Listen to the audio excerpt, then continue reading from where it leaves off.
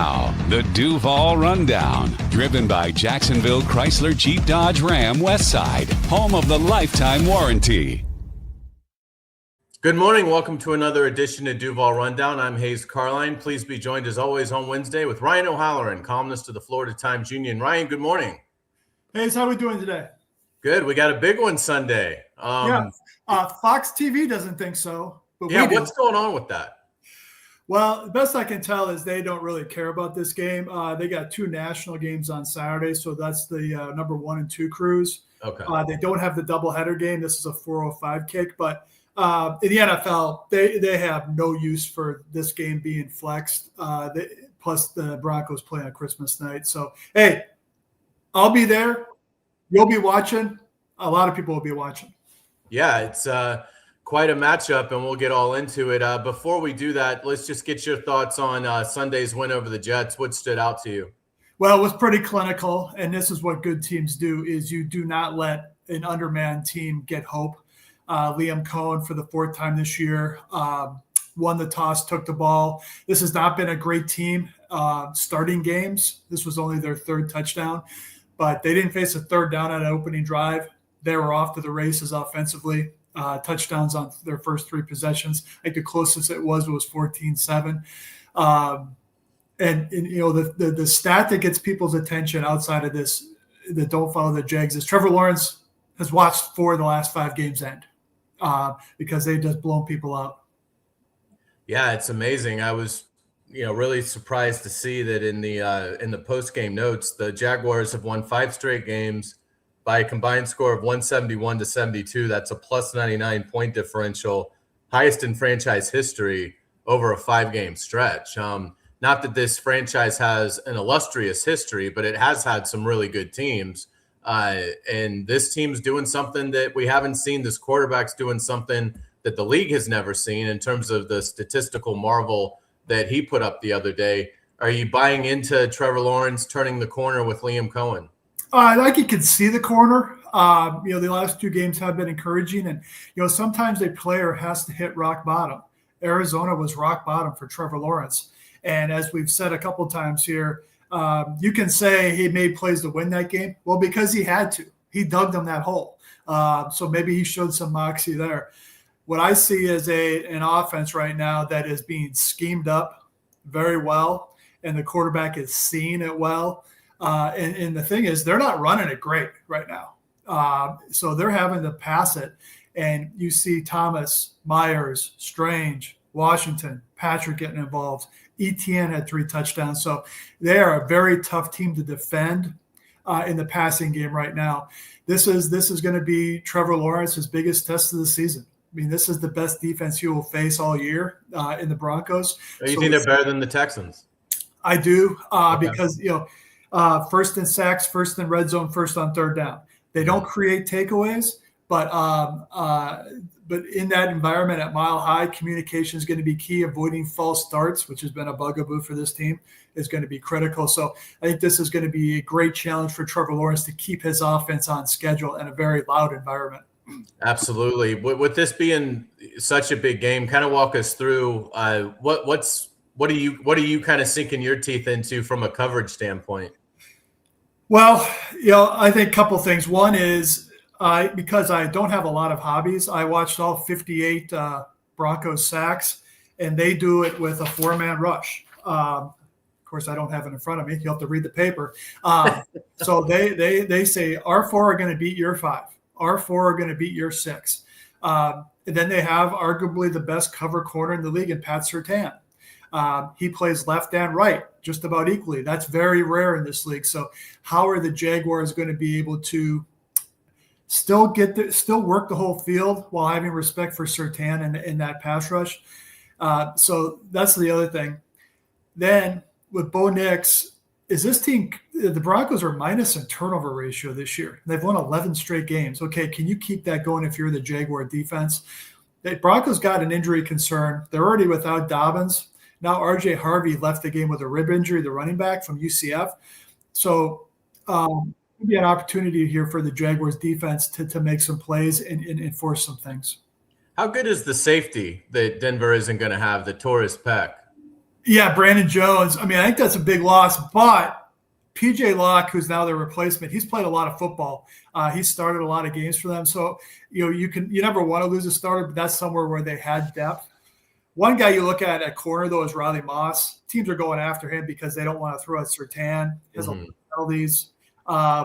And so I look at Jacoby Myers as if is scheme up ways for Myers to go against Moss, scheme up ways for Thomas to go against Moss. Yeah, that makes a lot of sense. How do you think the Jaguars will go about trying to protect Trevor? Because really they've done a nice job. When you look at the offensive line, Sunday's game was the 5th time they have had a game in which Trevor Lawrence wasn't sacked.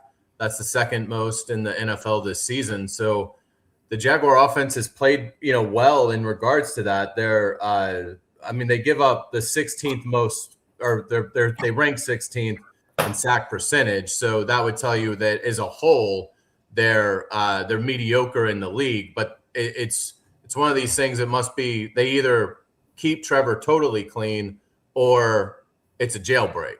Yeah, if you have the 2nd most games where your quarterback hasn't been sacked yet, you're 16th overall in the league in sack percentage. Obviously, when you do allow sacks, they come in bunches, and this would be a matchup with Denver, as you alluded to, 58 sacks on the season for the Broncos. What do you think? Do you think Brenton Strange is just a glorified offensive tackle in this game and doesn't really get out to catch a lot of passes? How do you think Liam Cohen will go about trying to keep Trevor clean? Yeah, just one more on that. They've given up 32 sacks. 14 came in 2 games. So they had those 2 train wreck games against the Rams and the Seahawks. What I wouldn't do is I wouldn't play a 6th offensive lineman because you're giving away your hand. Mm-hmm. I would use Strange. I would use LaQuinn Allen because then I just would be wait and see. Brenton Strange, chip the edge, then go run your route. LaQuinn Allen, if they're bringing 5, keep them in. They're bringing 4, maybe still keep them in, see if they need help. So that I would not you can have great respect for an opponent while also holding true to your standard philosophy. And so that's what I would do. I mean, this Jaguar team does a lot of chip blocks against edge rushers they respect, and Benito and Cooper are 2 that you need to.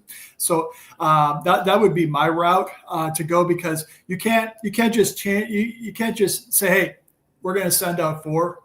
So I would keep an open mind on that. You covered the Broncos for 4 years? 18, 19, 20, 21. Yep. What's it like? I mean, what's the road? And for, I would assume a lot of these players for the Jaguars have probably never played a game in Mile High. I could be wrong on that, but it doesn't feel like the Jaguars have been there all that often. And it, you think of the free agents and where they came from. Myers came from the AFC West, but really hadn't been in Vegas all that long. What is the difficulty of playing there in terms of noise? And how much does the altitude affect the opponent, and from being somebody who covered the Broncos day in and day out for 4 years? Well, it's going to affect me. So the sports science theory on altitude is it doesn't kick in until you've been there more than 24 hours. Oh, okay. So football, like when you have hockey, baseball, basketball teams there who get there on and off, they a little different. What's going to be an impact is it is a great stadium. I mean, the fans are right on top of you, so noise is a factor. The weather is supposed to be great, so that's not going to be an issue. So that's it is one of the great environments in pro football when the Broncos are good. And I just love that stadium. I'm looking forward to getting back. And for some reason, they're building a new one. But yeah, so that's going to be the key for Trevor Lawrence. I would assume they go with a silent snap count.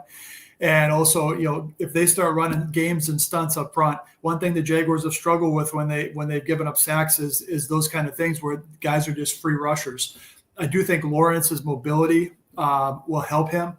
And maybe even if you're Liam Cohen, move the pocket a little bit by design to negate those guys. And also the screen game, which they have not done very well this year, but they scored that ETN touchdown last week. Yeah, that's a good point.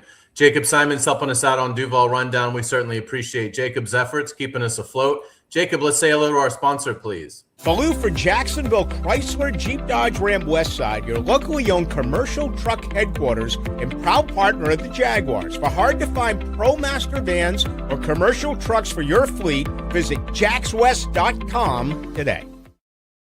Ryan, you told us about a column you were writing last week, and for readers that didn't get a chance to see it, it was about kind of you always do a great job of working the locker room, but it was basically like, tell me the most underrated player, I think was what you were telling us about. What did that reveal to you? And if, again, people that haven't read it, you can read Ryan's work at jacksonville.com and obviously follow him on Twitter at Ryan O'Halloran. Hey, you got that right. One of these days I'm going to say. Well, it took to week 16. For some reason, I always think it's like Hayes.Carlion. But then, well, that used to be our old email, which is probably why. That's right. Yeah. Yeah. But yeah, thanks for plugging the underrated thing last week. What struck me is that how many guys got votes, and that shows you that there are not a lot of new players in this locker room who didn't. Like Emmanuel Ogbah said, I sort of had heard of Foye Oluokun, but I didn't realize he was this good of a player. Because, he goes, you don't watch other teams' defensive tape. And that was a good point. Yeah. And he hasn't been on national TV a lot. But, the leading vote getters was Dennis Gardeck on defense. And to me, that's who I would vote for. I didn't know Dennis at all in his play. But he's been a boon for them in terms of versatility as an edge guy and also a linebacker in the run game. And then on offense, I think fans would probably not be surprised by this, but it was Cole Van Lanen. When you can play 4 spots on the offensive line, that's rare, and that gets the respect. And Anton Harrison told me, he goes, I don't think I could do that. And he goes, I definitely couldn't go from guard to tackle in the same game. So that was sort of the 2 leading vote getters. But what the other thing that struck me from that one is LaQuint Allen, and he's going to be a prominent name this week now with Tootin out for a little bit, is players respect young guys who are fearless, and this kid is fearless. I mean, he is going to stick his nose in there. He's going to be important in pass protection on third down this week. So those are just 3 names that really popped out that I agreed with, and you could tell they have those guys have earned the respect of their locker room. I'd like to see more LaQuint Allen with Tootin out, but they signed DJ Dallas yesterday. How do you think Liam Cohen will go about deploying his running backs, once he gets beyond obviously a heavy workload for ETN? Yeah, I mean, with Dallas, first of all, he sort of has to be their kick returner because you don't want to use Allen on that because he's your number 2 back. DJ last year, I saw this on Twitter and I was at this game. He had the first kick return touchdown of the new rules last year for Arizona in week 1 against Buffalo. So he knows how to return kicks. I think offensively for DJ Dallas, that's a break glass in a case of emergency. This is going to be an ETN Allen game. But you're right. And one thing that Liam rolled out a little bit, he's done it a couple times this year, is the 2 running backs on the field at the same time. They got Travis Etienne against Quincy Williams, which is about as easy pickings you can get in this league in coverage. So I wonder if Cohen feels comfortable with Allen and Etienne on the field at the same time to see if they can go against those Bronco linebackers. So that's what I envision. But I'm with you. Is they're going to start running it better. Trevor Lawrence should not be their leading rusher unless he has like a 50-yard carry. Well, he was last week with a 20-yard carry. So get that run game going a little bit, which may impact the pass rush of the Broncos. Yeah, and that's going to be a difficult assignment with Denver second against the run. And like you said, they do a lot of great things on defense, but they're good at stopping the run as well. I wanted to ask you about Liam Cohen. Is this the next superstar coach in the NFL? Is that obviously it's early, he's in his first year, but I mean, I'm blown away by everything he's gotten right. You should be blown away because it's not like he had 5-6 years of marinating as a coordinator. I mean, he's encountered a lot of new stuff this year. And what's impressed me about Cohen is I thought this team was in big trouble after the Houston game, but he steadied that ship, and not only steadied it, got it moving forward. Yeah. So he's dealt with some crises this year. And as football nuts, we watch enough football. guys should not be running as wide open as they do in this Jaguar offense. Right. To me, that's scheme, putting guys in the right spot. So I have been impressed by what he's done. Ben Johnson's done the same kind of. It's been a good year for first-year new coaches. Ben Johnson's done a great job in Chicago. Liam Cohen here in Jacksonville, but I will say it is a year-to-year deal.